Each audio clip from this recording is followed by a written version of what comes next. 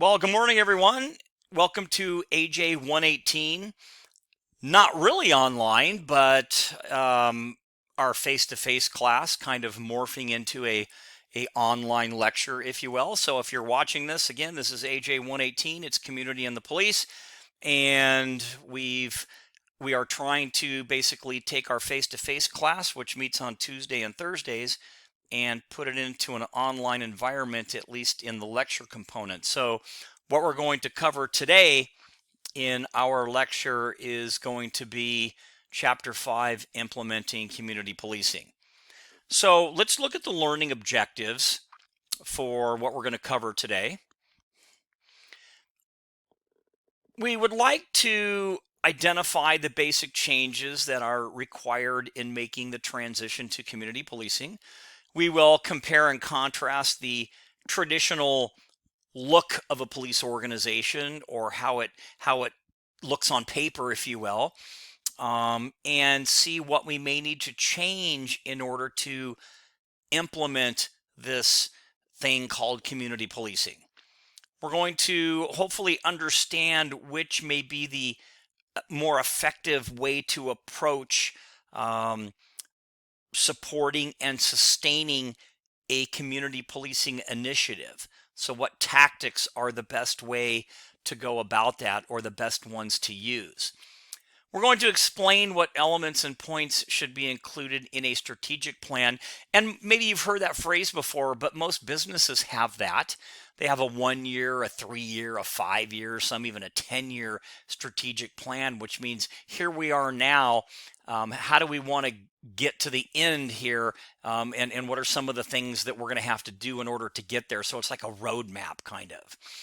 We want to identify the most important consideration in selecting strategies to implement community policing. We're going to identify the skills that are among the most important to cover in training, because if we're going to do this implementation piece, we may have to retrain people on how they typically do business. We're going to compare and contrast two different terms, community policing and team policing, and what are the differences. We're going to summarize the common roadblocks, commonly referred to as impediments, to implementing community policing, meaning what are those things that we're going to have to work around, what are going to get in our way. And then finally, we will take a look at how failure should be viewed as we evaluate this implementation process. So we've looked at the philosophy of community policing in previous chapters, and also at the key players. Remember, we used the word stakeholders, those people like politicians and business folks and faith-based organizations and civic organizations, schools, the community itself, and yes, even you, law enforcement. And in previous chapters, we also really defined and considered the basic components of community policing and problem solving. Remember, we talked about what this thing called problem solving policing. So now that we know what community policing is and we know what problem solving policing is, the challenge before us is to move from theory about these different topics to implementation. So how do we move from the theories about using problem-solving techniques and partnerships to actual implementation? And part of our discussion today is really going to be around management styles and change. And it's been said before that nothing is constant except change. But nonetheless, police administrators, supervisors, and even line personnel frequently resist change in any form and prefer the status quo. And honestly, if we think about it, we're probably the same way. If you were in class the week before we went on this little temporary suspension of our face-to-face course, we talked about change. You even did a survey, a little survey on change, to find out whether you like change. So these are big pieces: management styles and change. And when you think about that, and yeah, okay, look at me. That's an awesome picture. I think I had hair back then. When you talk about management styles and change, you have to look at people that maybe went into these situations and turn things around a little bit. And we'll talk about some things that, while I can't take all the credit for, at least I can talk about how we implemented this type of change. And I'll also post these, that if you want to take them, you can for your own benefit. The one on the left is basically a picture of change. Are you good at it, and do you like it, or do you not? And the one on the right is going to be kind of a leadership style assessment. What type of leader are you? So I'll post both of those. But again, really getting into the chapter now, we have defined community policing. And we have looked at the philosophy of community policing and its key players, and we talked about those. And now that we know this, our challenge is to move from the knowledge and theory part to implementation. And now, what needs to be done? What do we have to do? Well, as I said a minute ago, it's been said that nothing is constant except change. Nonetheless, police administrators, supervisors, and even line personnel frequently resist change in any form, and we really do prefer the status quo. So, looking at a couple of different things, here are some issues requiring departments to change, and these are different things. Now, again, we're talking about changing, but look at technology. Technology has advanced so much that we really, especially in law enforcement, we have to kind of take a look at it. And if as technology advances, we in law enforcement, we have to change to adapt to that technology. We used to handwrite reports. Now we have computers and we can type them in the car. So that's going to require some change. Demographic changes could require the way that you do policing. Fiscal constraints, not physical in the sense of like physical fitness, but fiscal in the sense of money. That could require your organization to change. Shifting values, different things. Look at with marijuana now. Again, not the time to debate the whole subject, but because it is now legal to a certain level, we have to shift how we're going to possibly police that. We talked about fiscal constraints already. I don't know why it's in there twice. Maybe it's super important. The need to do more with less. Media coverage. As the media becomes a lot more technical or focuses in more on law enforcement. Citizen fear of crime, disorder. All of these are issues that require law enforcement to change. Think about now with the coronavirus. How does law enforcement deal with that? Knowing that there could be an exposure level and a safety issue on their end as well. And then finally, things like violence or gangs or even terrorism. Think of 9/11. After 9/11, do we police different than we ever have before? And the answer is going to be yes. So there's just a lot of things that can cause us to change. And change takes time. And the phrase is change takes time as traditions die hard, because a lot of people don't like to change. We've always done it this way, so why can't we keep doing it that way?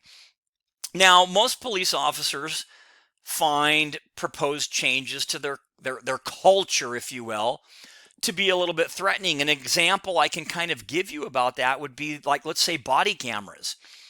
How easy was it for me, because I think you all know that our organization did that big study.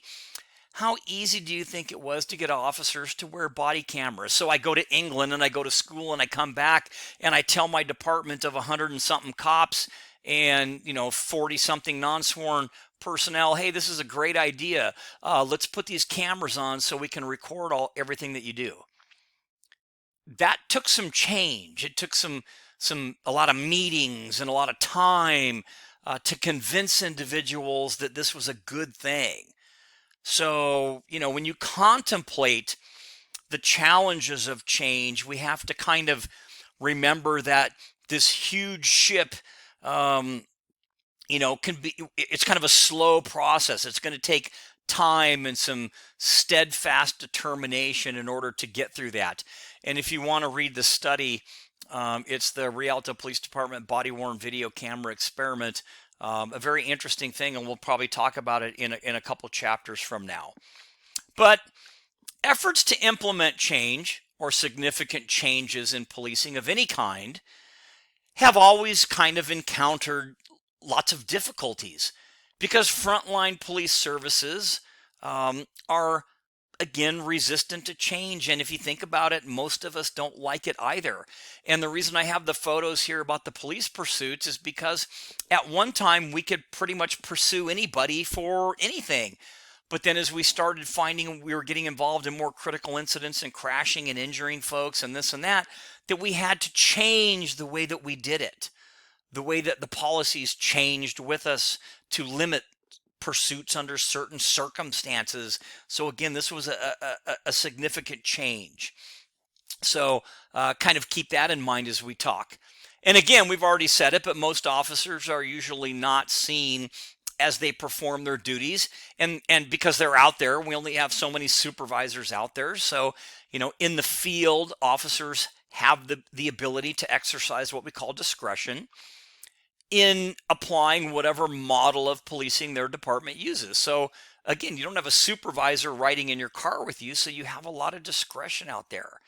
And by definition, discretion is the freedom of an agency or an individual officer to make certain choices as whether to do something or not, or whether to act on something or not. So these all kind of fall under this field of change. And officers are accustomed to changing fads, different things, and directives.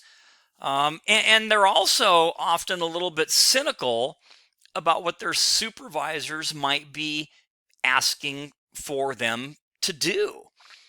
So whenever you change things, they just like you would, if a policy came down in your work and it was just kind of weird or new or different, you would probably ask, in your mind, why are we doing this? So let's go back to the cameras just really quick. When I asked about that and wanted to get them to start wearing all these cameras for the experiment, it wasn't, hey, that's a cool thing, it's technology, let's do this. It was like, well, why do you want to record us?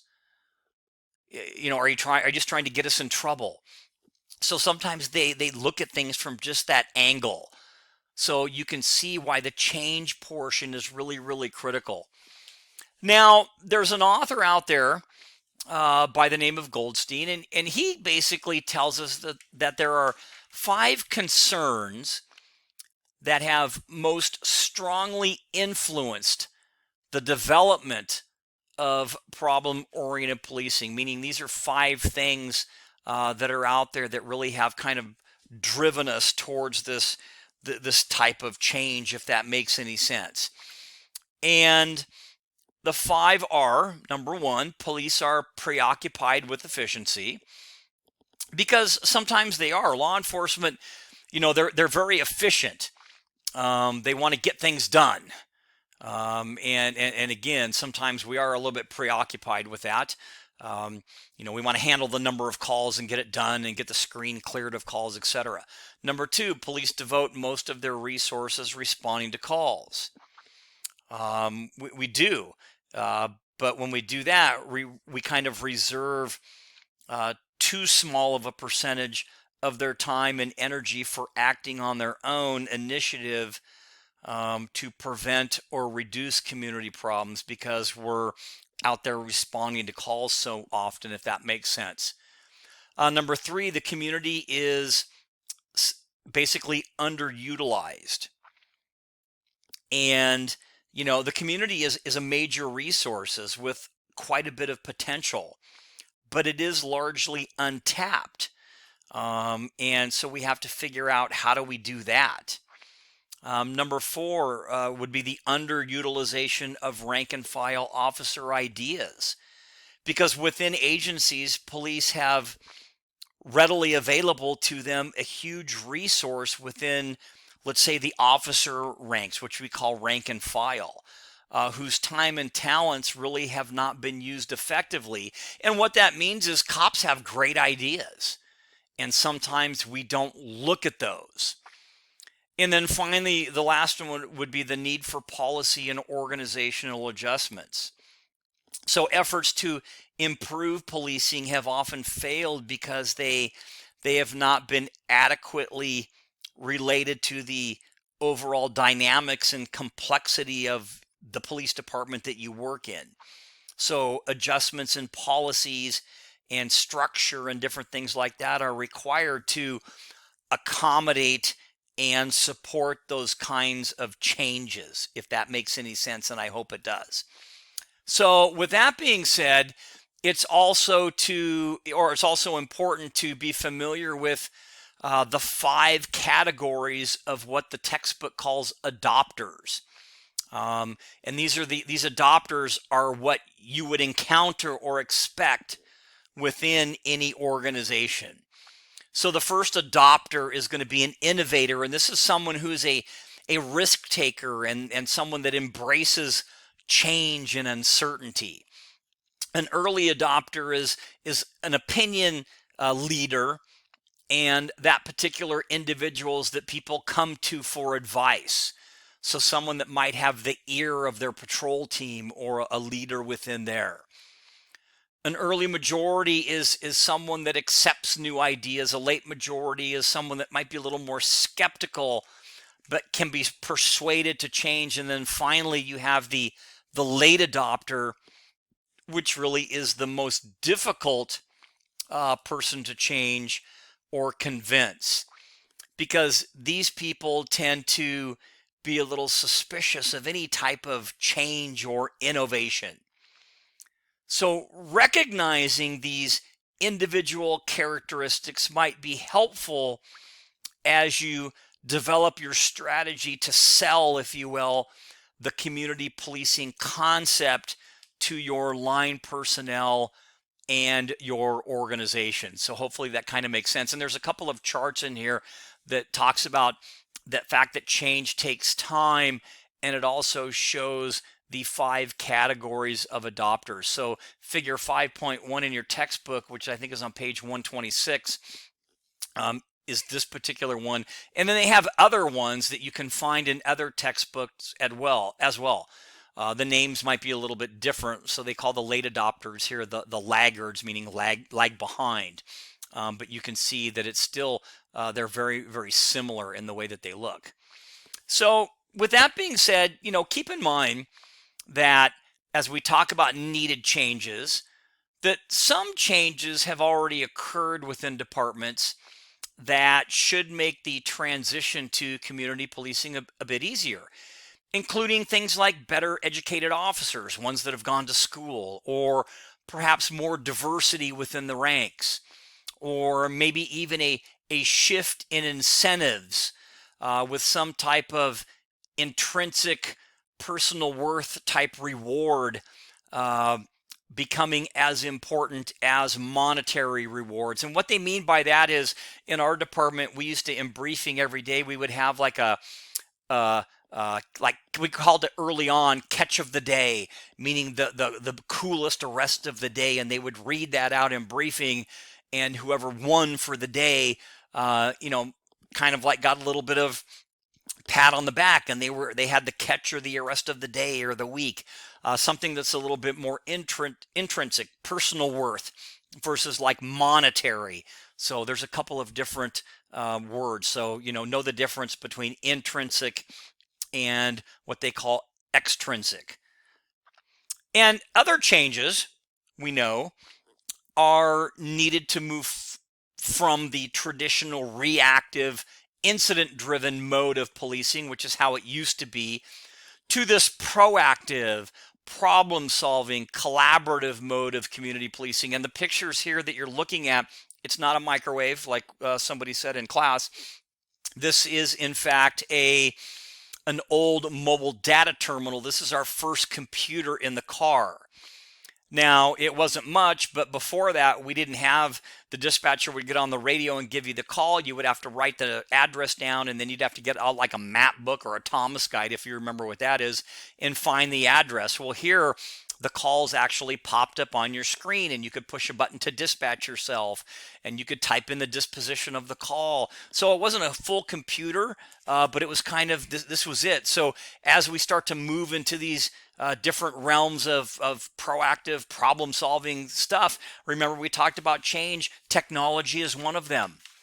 And most departments have kind of morphed to that because right now we have computers in the car, like full blown computers, not like these mobile data terminals. They look more like this. So this helps in an effort to kind of deal with some of the changes there. So again, staying under needed changes, we know that there are three core components of community policing, which are identified throughout the textbook. Now, the first two we've already talked about. We've talked about community partnerships and problem solving. So those have been identified, and we've talked about those. The third one is a phrase that you may not know. It's called change management. So how do we go from the old way to, let's say, the new way? So that's the change management focus. And by definition, this is the development of an overall strategy that examines the present state of an organization and then envisions or looks to the future state of the organization and a means of moving from one point to the other.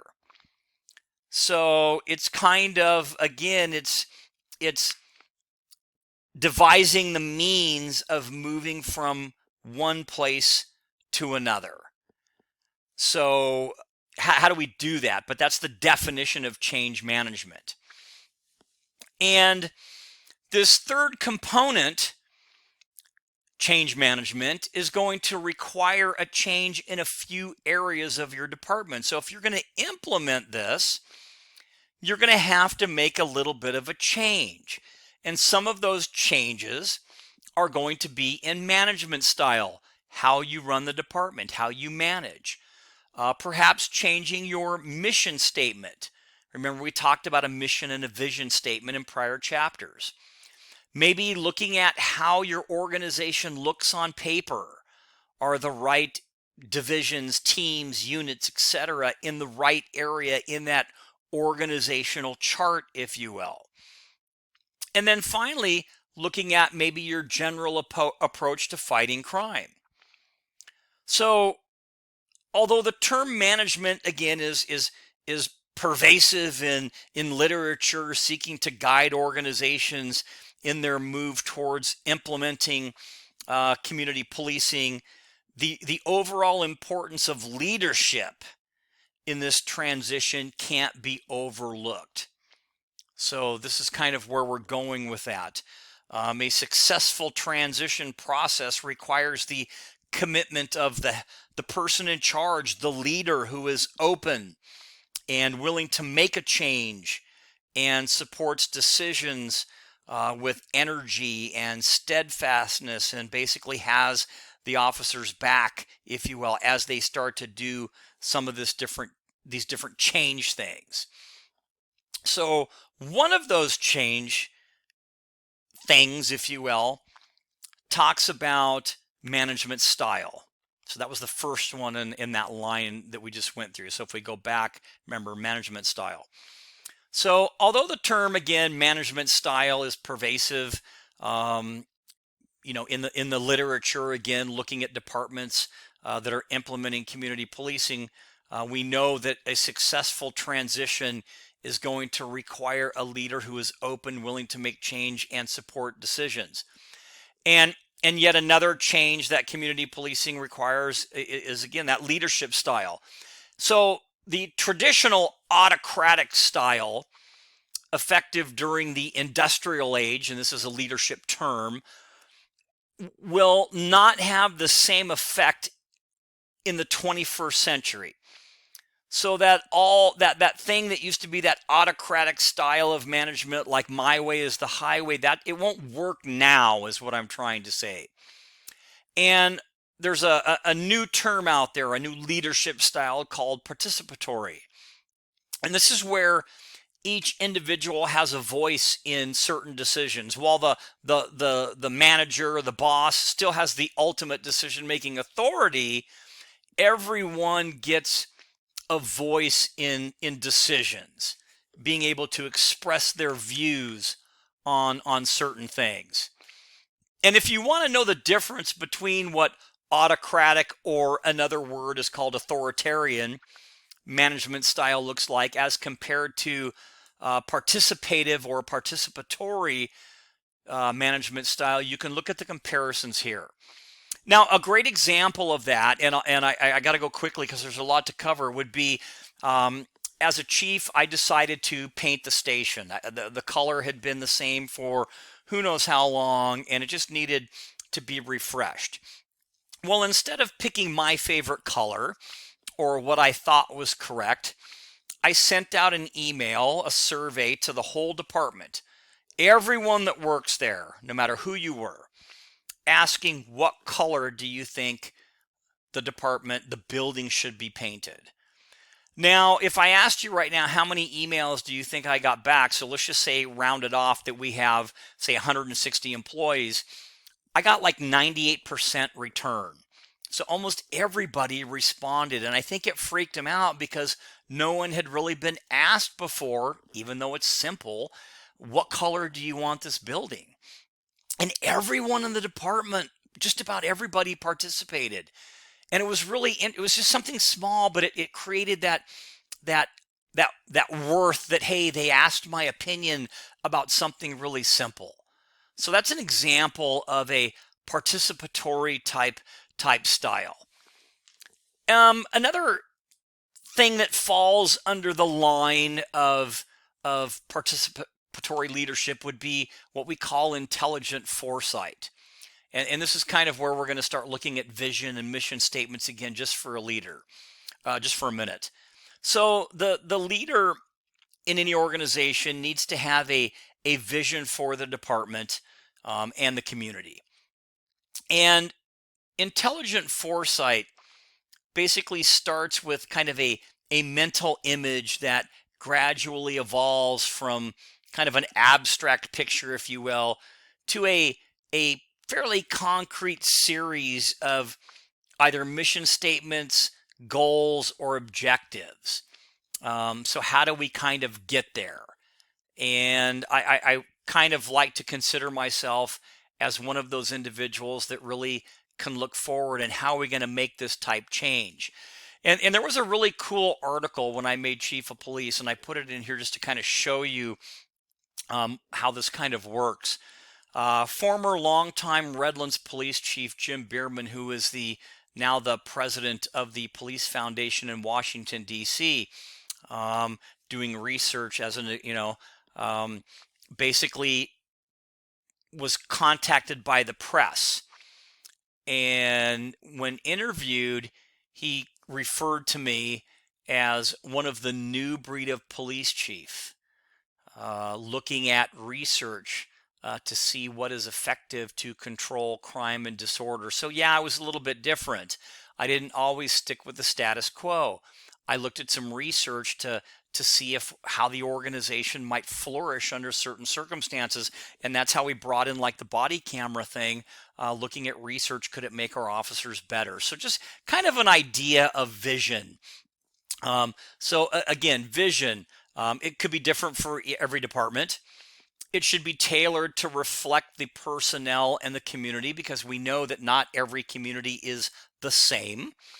And it involves the department and the community leaders and the entire workforce. And of course, union support is definitely necessary. And an example I can throw to you for that would be when I went to write the policy for the body-worn cameras, I didn't write it. I called in the police union and said, why don't you guys write this and show me what your vision is if we do this experiment with the cameras. And honestly, it turned out great. I made very, very few changes on the entire policy. So there was buy-in, there was support, everybody felt involved.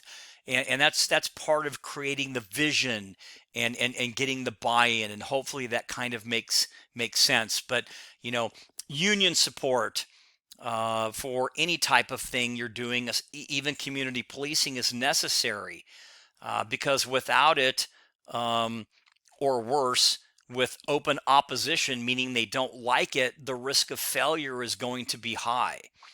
And we should know that union leadership has a tremendous influence over its members, who will likely follow the lead of those union officials or the president or whoever. And unions are concerned about issues they perceive as affecting officers negatively, including the likelihood of things like, permanent shifts forever, or assigned areas, or things like that. So it's important to bring the union in on that. We've talked about creating vision and mission statements in previous chapters. Here's kind of an example of a mission and value statement. And now we're going to move into an interesting but critical part of this whole process. So we're going to talk about assessing the needs of an organization. Now, this is critical because you're kind of putting yourself out there a little bit when you start to look at what your organization needs to be like. So the needs assessment is critical to the successful implementation of community policing, and should include not only the department, but the community as well, meaning how do we want to do this?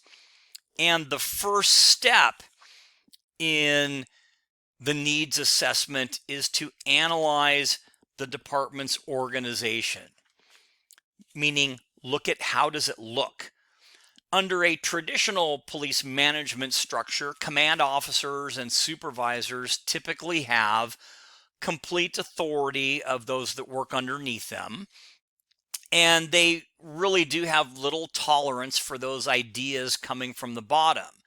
I mean, think about it.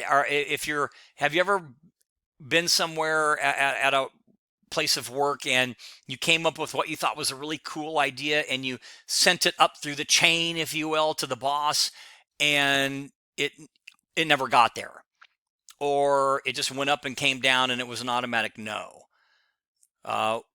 In order to make these things better or more efficient, communication, we know communication flows downward, right? When we talk about a chain of command, usually it's the boss comes up with ideas, and then he or she pushes them down, and those beneath them have to do whatever it is. Well, here you can see a diagram of a typical police department management structure, and what they call an inverted structure. So on the left would be like the chief and the captains, lieutenants and sergeants and officers and support. And that's the standard. That's on the left side over here. For community policing, we're looking at maybe switching this a little bit.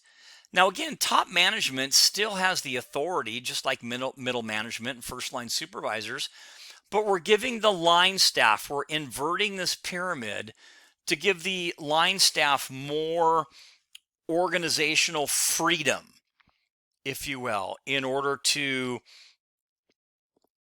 bring forth ideas or understand. There's a word called empowerment, and that means granting authority and decision making to lower level officers and letting them come up with some of the ideas. So hopefully that makes sense as well. So for any business to remain competitive, business and industry are going, they undergo extensive changes in organization and management styles. And law enforcement really is no different. So law enforcement agencies, they also face the need for change to meet the basic competition of other agencies and even private policing. So we have to kind of look at these things. And we've already kind of seen this inverted thing. Another thing that comes up in assessing the department is the fact that law enforcement, like many organizations, are starting to look at what we call flattening our organization. And it's called, the term for it is decentralization.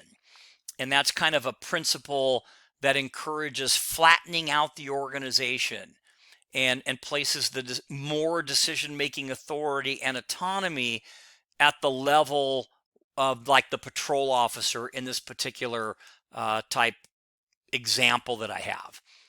But it also means that possibly having fewer lieutenants or captains or staff members, and adding in more of the workers like the sergeants and the patrol officers. So that's kind of an example of flattening the department. And this is an older hierarchy or department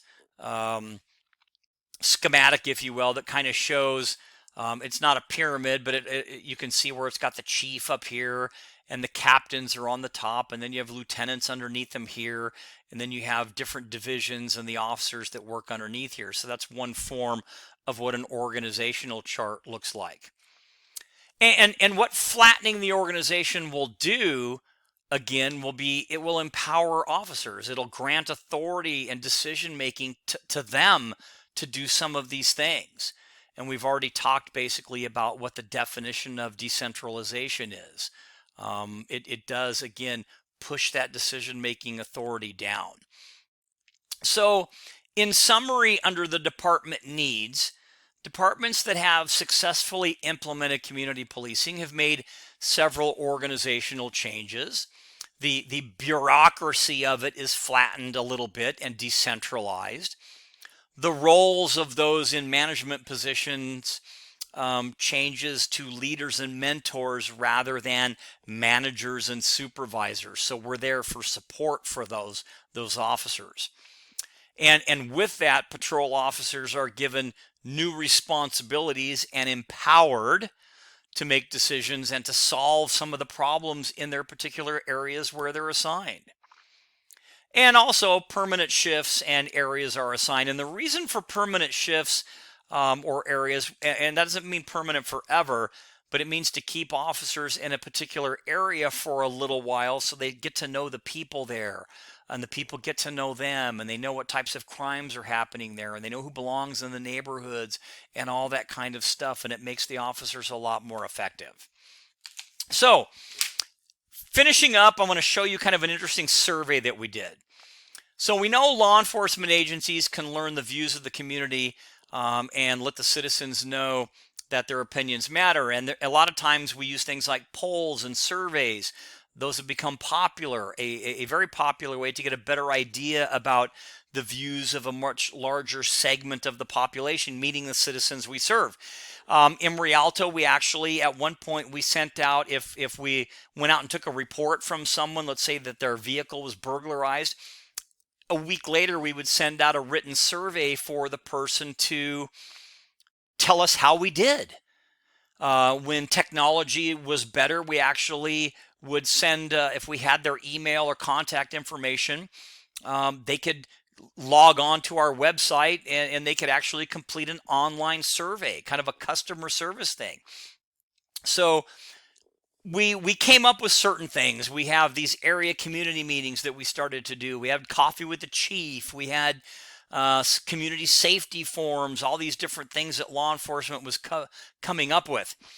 But we also did something interesting where we, at a large community gathering, we had citizens show up and we gave them these little clickers. And, kind of like you might use in class where you would respond to the clicker and it would show a percentage of a certain answer. Well, we thought it would be very interesting to ask certain questions about our police department to see how we were doing. So here's what it looked like. So one of the questions that fell to the police department, and this was tough to do because you never know what the answer is going to be. We asked them, how would you rate the city's police department? And this was about a couple of years after I had taken over as police chief, and we wanted to see how we were doing. And as you can see, it was pretty good. 43% thought we were excellent, and 38% very good, and 19% good. We didn't have any fair or average or any that were in the poor category, so that's pretty good. We asked a question, do you feel safe in Rialto? About 86% said yes, and about 14% no. So that was a good answer. You know, I feel really good about that. We asked over the past few years, have you seen a positive change in your police department? I want you to pay close attention to this. 100% said yes, because we implemented change. We changed some of the culture. We changed some of the training. We started doing things different. Was it difficult? Yes. But at the end of the day, when you look at this question, can you honestly say that it's positive? Yes, it is. So this is great. And I get excited when I look at stuff like that, because these are citizens that put the numbers in here. We didn't do it. So they saw a change in our department, and that's really important. And then the last one for us was, do you think we are a safer community than some of our surrounding neighbors, Fontana, Colton, San Bernardino, and even Redlands? And 86% said yes, and 14% said no. And then we also had some from the fire department, and I'm not going to spend too much time going through there, but you can see numbers were pretty decent. They weren't quite as good as ours, but that's all right. So again, we talk about analyzing the community. Law enforcement agencies can learn the views of the community and let citizens know that their opinions matter. We talked about polls and surveys that have become very popular. We also need to understand this thing called targeting the critical mass. And what does that mean? Well, the smallest number of citizens and organizations needed to support and sustain the community policing initiative. We need to get to those people that have some pull to get everybody on board. These are the people that are kind of involved in everything. That's what we call the critical mass, those people that always show up at city council meetings and things like that. So hopefully that kind of makes sense as well. Now, let's move into strategic planning really quick. Strategic planning is defined as a long-term, large-scale, future-oriented planning. And in addition to a realistic timeline, the plan has to also be tied to the budget, because you can't make this plan and have all these great grand ideas if you don't have the budget, the money to support it. So, understand that those are two things that are super important.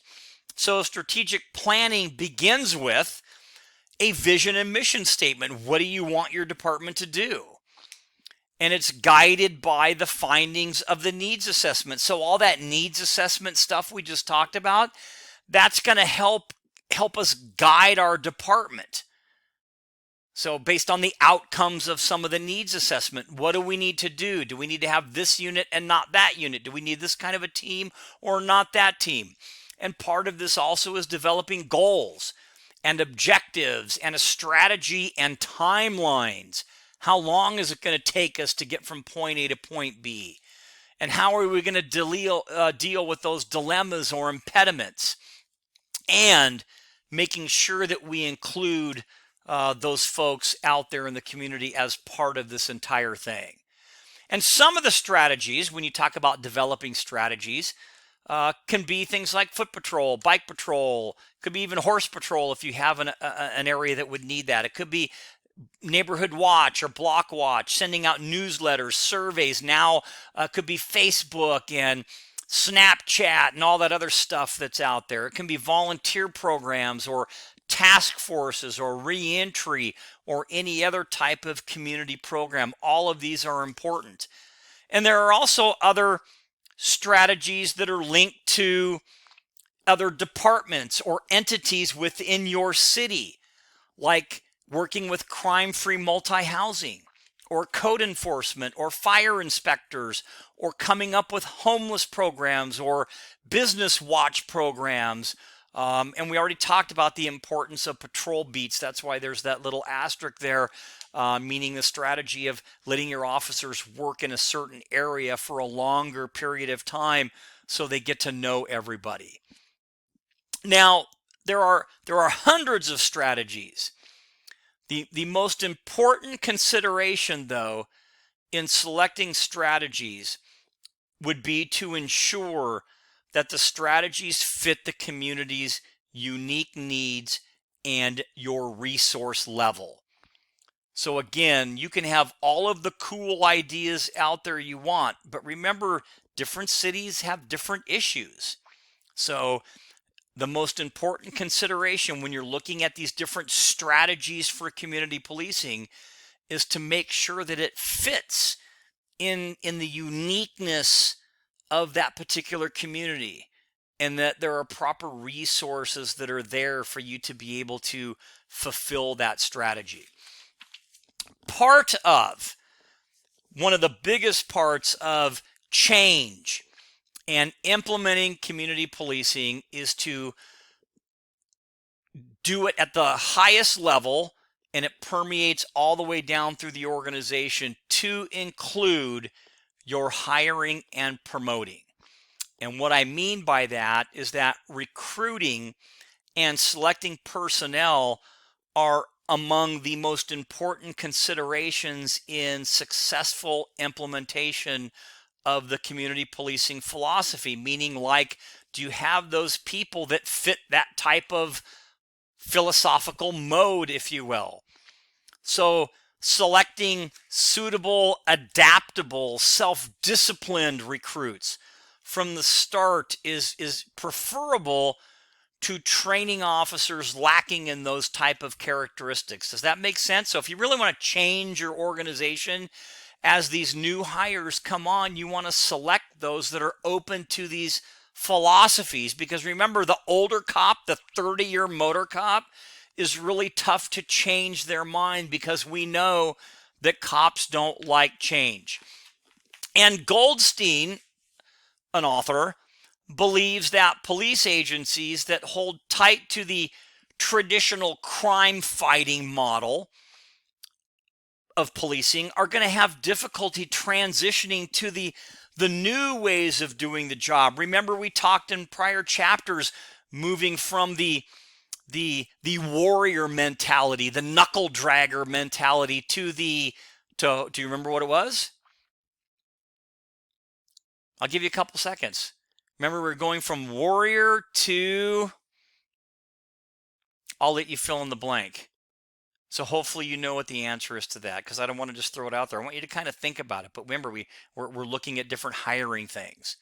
So in analyzing what recruits should look like to do community policing effectively, there are several core competencies that have been identified in different training realms. And one is social competence, and another is teamwork and flexibility and adaptability, dependability, conscientiousness, impulse control, attention to safety, and integrity and ethics. And these are all part of the hiring process, and it's critical that we start to look for individuals like this in order to maybe change how we're doing business. A couple of more would be emotional regulation, or what we call street tolerance, good decision making and judgment, persuasiveness, being able to speak to people and persuade them to do things, the avoidance of risk taking, and of course, commitment to service. These are all important aspects of the hiring and promoting type aspect. And one of the kind of interesting things, and the answer unfortunately just popped up here on the question I left you hanging with, when you talk about change, when President Obama was in office, they established the President's 21st Century Task Force on Policing. And there's a link to that actual report right down here if you want to take a look at it. But it tells us that they are looking for, or departments should be looking for, those with certain characteristics like compassion or fairness and sensitivity, more of a guardian mindset, and there's the word you're looking for, versus a warrior type mindset. So even this entire task force, all of these chiefs that got together, decided that this was something that was very, very important. And they also looked at different attitudes and skills, things like verbal and written communication, and those being able to work with people from different walks of life, and skills in things like conflict resolution and problem solving. All of these were important factors. They also looked at diversity in hiring.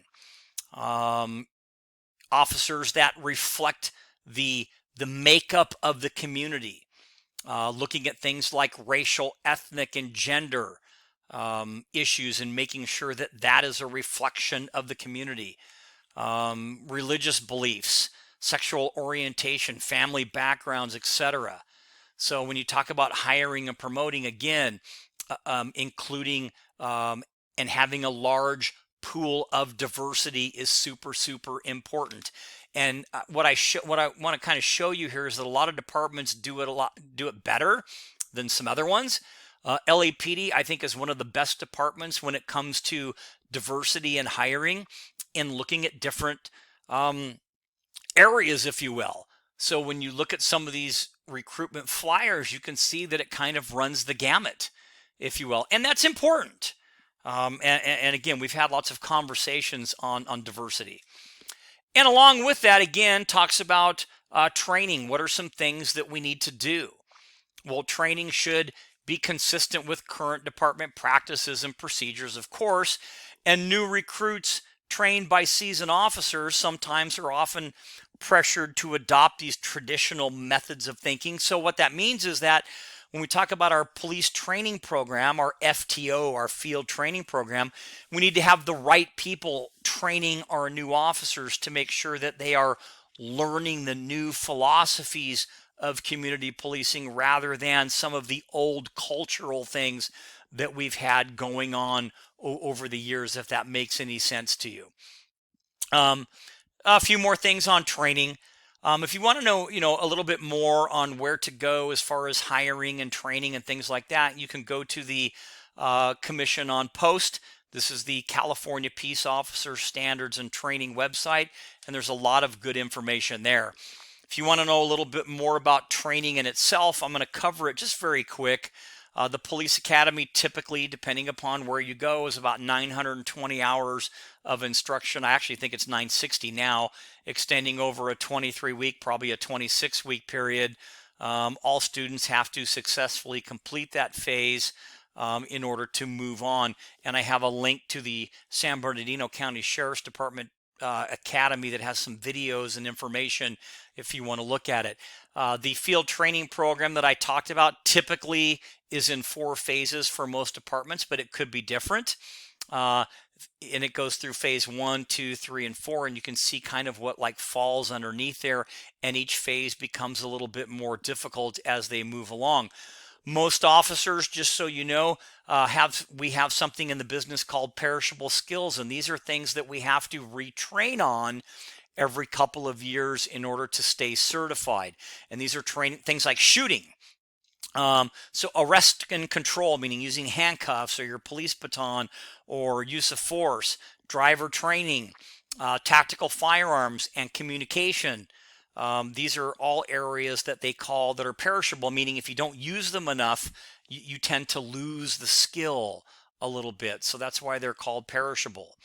On top of that, we do have training from POST. I already told you what that stands for.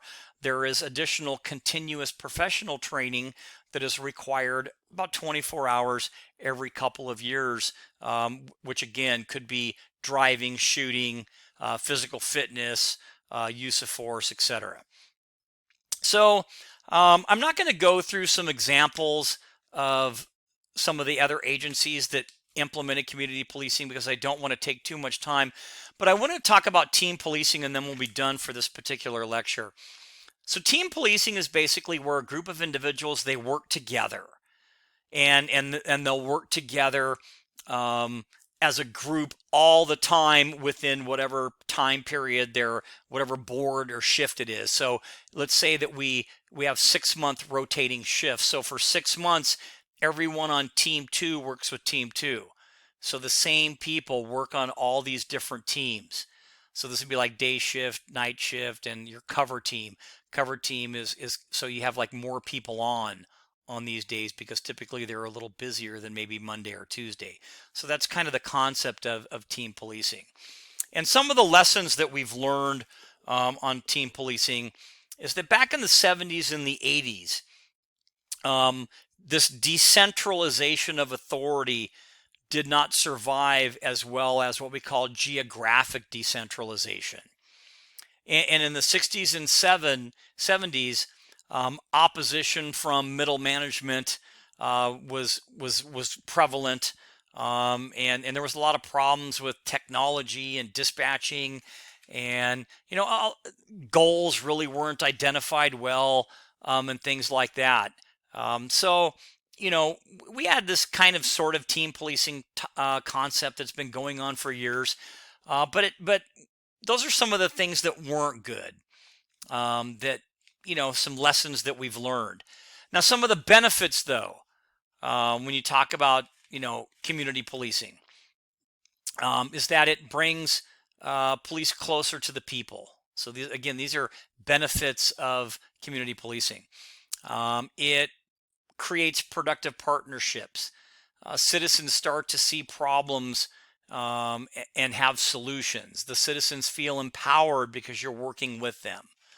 More police resources can be allocated to have the greatest impact on the quality of community life and increase job satisfaction among the officers because you start to solve problems. So these are some of the benefits. Now, some of the resistance to community policing can be the fact that we're creatures of habit, because we kind of are. Remember, we don't really like change by nature. Resistance can be reduced by some positive communication, but some of the impediments, remember we talked about what that means, like a roadblock, could be an organizational impediment, meaning that the department really doesn't really want to change. So it could be one of those types of issues. It could be the union that really might have a problem with maybe having a 6-month shift rotation or working in the same beat. They typically don't, but I'm trying to give you an example. The community or even the transition itself. So these can all be like impediments to community policing. Now, some pitfalls to avoid would be what we call the common expectation. So these are pitfalls to avoid when we talk about expectations and results. So implementing a new strategy will have immediate and measurable results. We know that that's not true. When you implement something, sometimes it takes time to get results. But a lot of times the common expectation is, well, we got this new thing going, so why isn't it working yet? So that could be one. Increased citizen vigilance and reporting may have unexpected results, meaning that as you start to communicate more with your citizens and they become more trusting and we develop all these partnerships, you may see crime increase because people are reporting more. Does that make sense? So you have to kind of understand that, you might get an increase in certain types of crime because now folks are reporting it more. And then before making any predictions or promises, make sure that everyone understands the possible short-term outcomes. That, again, this is going to take a little bit of time. Another thing, when we're still talking about pitfalls, would be developing a special unit. Now, a lot of departments have done this. They come up with what we call community policing specialists. That's having dedicated officers assigned full-time to community policing. And it's got some advantages, but it also has some pitfalls. So the advantages would be that officers have time to devote themselves to these proactive problem-solving partnerships and rapport, etc.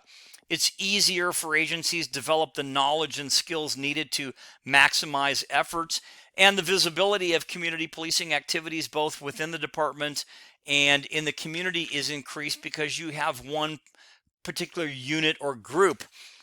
But some pitfalls would be that there could be an isolation perception. Nearly always happens when specialized units are formed, meaning like, well, I work in this community policing unit and you work in patrol, so my job is mine and yours is yours. And so they get these little working in silo type things. Crime prevention, almost always the responsibility of the specialized unit. So maybe the officers think that the specialized folks in that unit should be doing all of the crime prevention stuff when really everybody is supposed to be doing it. And then sometimes a shift in officers' thinking where they think that preventing crime was the job of those assigned to that unit. And officers not assigned to the specialized units tend to minimize that unit's importance, meaning like, they're not as cool as us or something. So again, these are just some pitfalls to look at. We've already kind of talked about some of the advantages, so we'll kind of go past that. And some of the disadvantages, again, of these specialists. It could be that it causes some resentment. The officers believe that they're not responsible for developing the partnerships, or a limited number of officers receive community policing training. So these could be some of the disadvantages to that. And again, some of the advantages to the generalists. We're talking about specialists here. We talk about advantages of having all officers involved. That removes the tension. So if everybody does community policing, there should be no tension. The proactive problem-solving partnership and development, meaning that everybody's doing it. And it increases the scope and breadth or width of the community policing effort. So when we talk about here, you look at the top, again, specialist, generalist, meaning that everybody does it. So these are the advantages of having everybody do community policing. And there are also disadvantages as well. So I'm going to go through a couple of quick things. Well, I guess I'm going to go right to the summary because we're running out of time. I try to keep these to about an hour. So in summary, transition to community policing requires changes in the mission statement. We know that. Maybe the department organization and the leadership. We know the traditional law enforcement organization design has been kind of that pyramid shape that I showed you, that hierarchy based on that military model. But we may want to flip that and give more authority, discretion to the officers. And to do that, to implement community policing, we might have to invert that pyramid. So that's going to be the end of the lecture. We went about 60 minutes. I appreciate you hanging with me.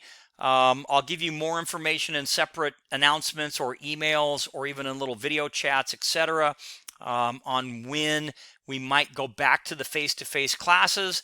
But for now, that's going to be the end of tonight's lecture on Chapter 5.